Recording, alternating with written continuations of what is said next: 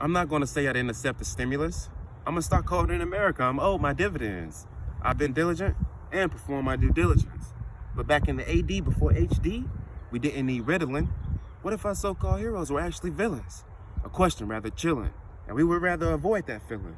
But now the machine and the regime are one on the same team. A little artificial intellect will make this whole world a dream. Even autonomous vehicles seem feasible. Yet they produce food in a lab that's uneatable. Label it organic, then present it to the people. A deed inconceivable. Operators of the one eye looking through the peephole. More evil than Knievel. The crimes they commit are unbelievable. Results? Unforeseeable. They make breaking the law legal. Unless you wanted the people. They much rather vaccinate us by needle containing a substance that could be lethal.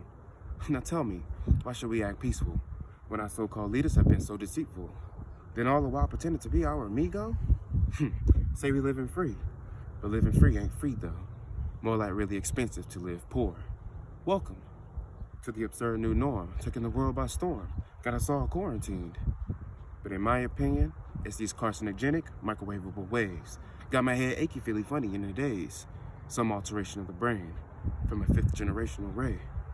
Now that's 5G. And if it's not as bad as it seems, then why is the antenna disguised as a tree? Can somebody tell me, as we sit here jobless, are our careers being handed over to robotics? The depressed become psychotic. The computer then takes control and we can't stop it. Our freedoms turn to stale and our democracy starts rotting. Common sense forgotten. Too much TV watching and fluoride in the faucet. I suggest we move with caution.